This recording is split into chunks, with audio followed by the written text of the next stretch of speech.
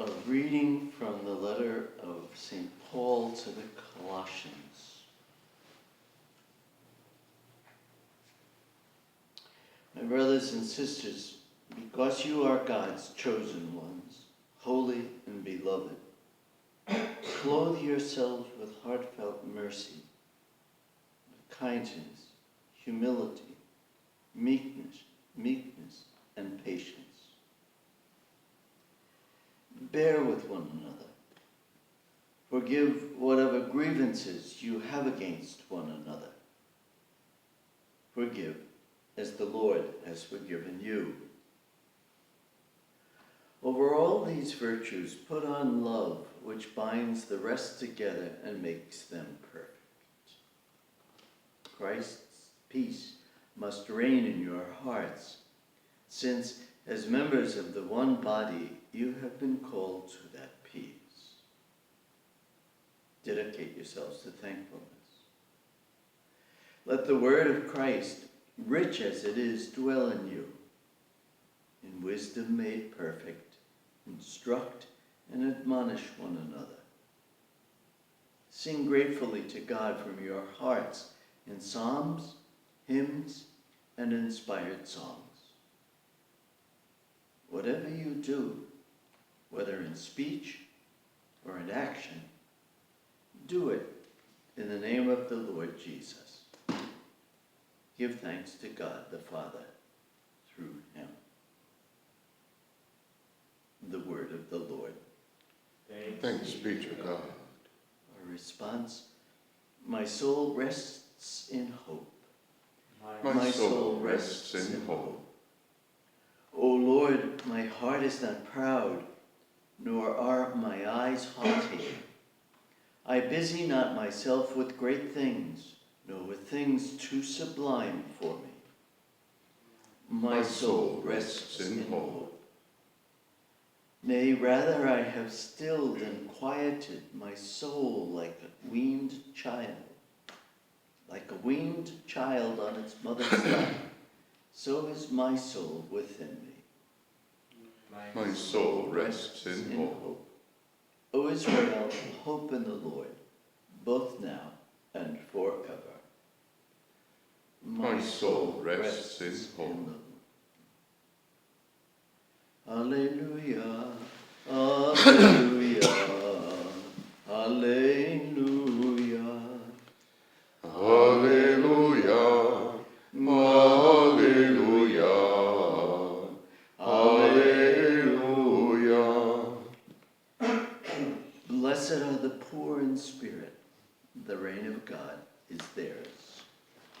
Alleluia, alleluia,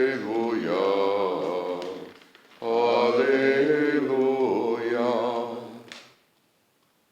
The Lord be with you. And with your spirit. Reading from the Holy Gospel according to Luke. Glory to you, O Lord. Jesus said to his disciples, I warn you, do not be concerned for your life, what you are to eat, or for your body, what you are to wear. Life is more important than food, and the body more than clothing. Consider the ravens.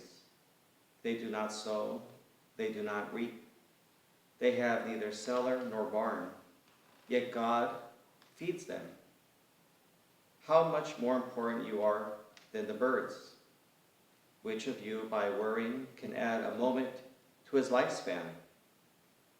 If the smallest things are beyond your power, why be anxious about the rest? Or take the lilies. They do not spin, they do not weave. But I tell you, Solomon in all his splendor was not arrayed like any one of them. If God clothes in such splendor the grass of the field, which grows today and is thrown on the fire tomorrow, how much more will he provide for you, O weak in faith?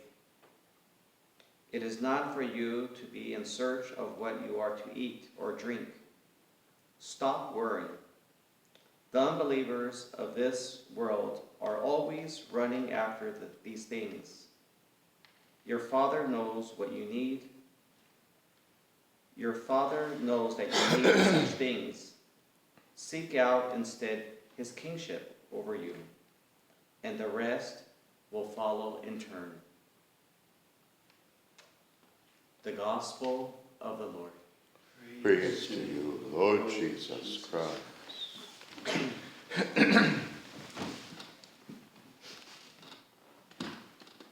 If you read the readings this morning, or if you were trying to follow along today, you may notice that the readings are different. It's because today we're celebrating a special feast, Saint Felix of Catelice.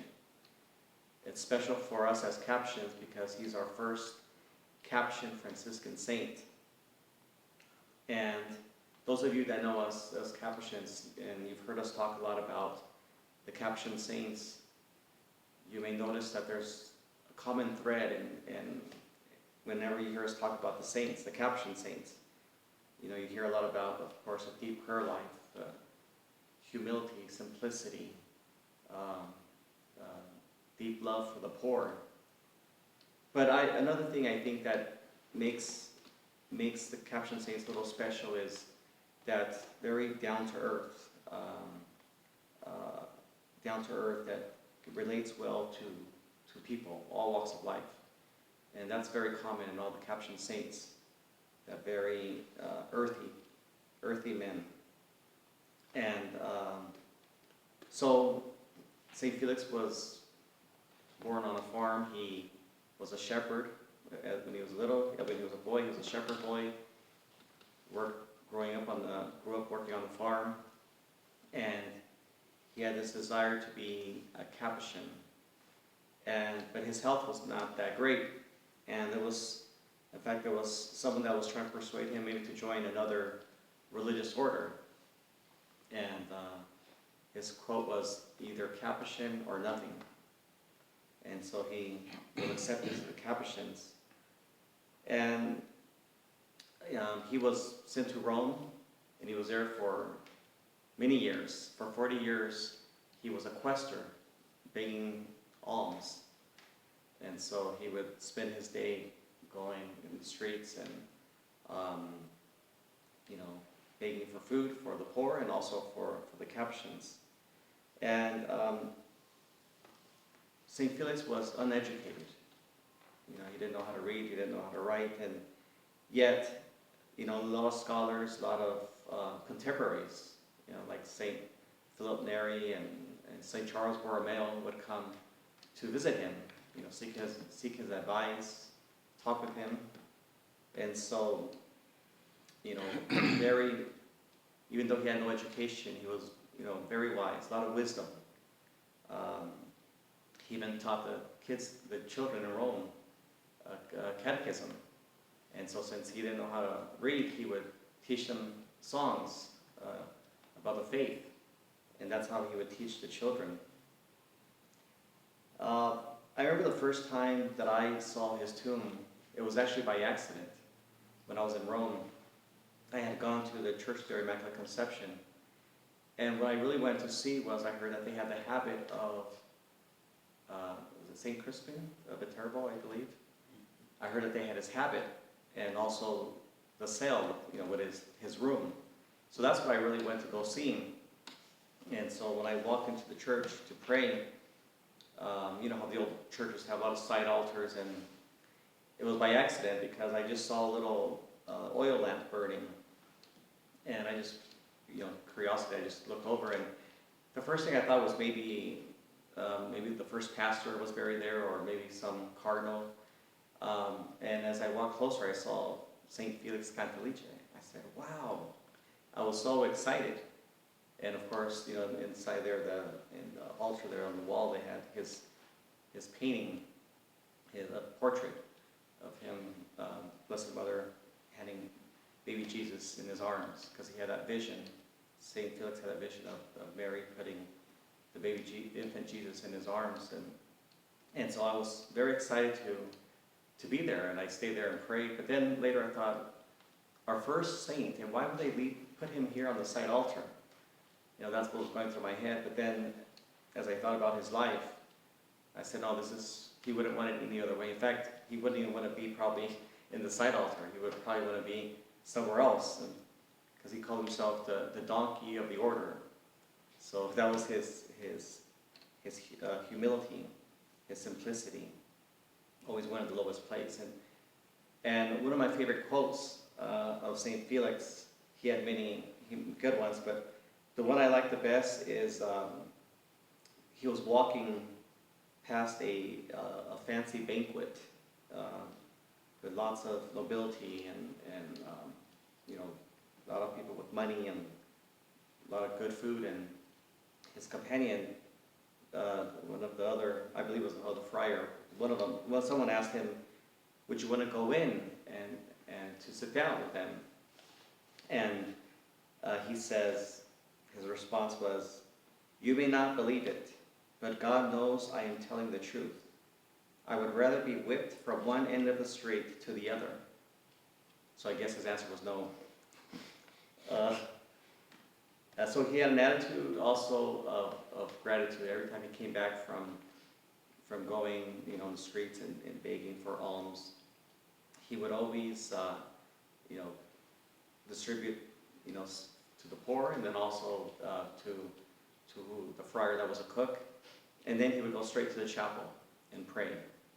He would give thanks to all the benefactors. He would give thanks to God for all these good gifts that he has provided for the friars. So he was always giving thanks to God. In fact, that was his famous quote. He would always say, Deo gratias, thanks be to God. That's what he was always saying when he was out in the street, thanks be to God. And so he had a trust. He knew that all good comes from God. And this is where his prayer life stood out, that just being thankful to all the good gifts that God gives. And so today's gospel, it's so Saint Felix. It's about trust. It's about having faith. Jesus here is saying, oh, weak of faith, stop worrying. That my Father knows what you need.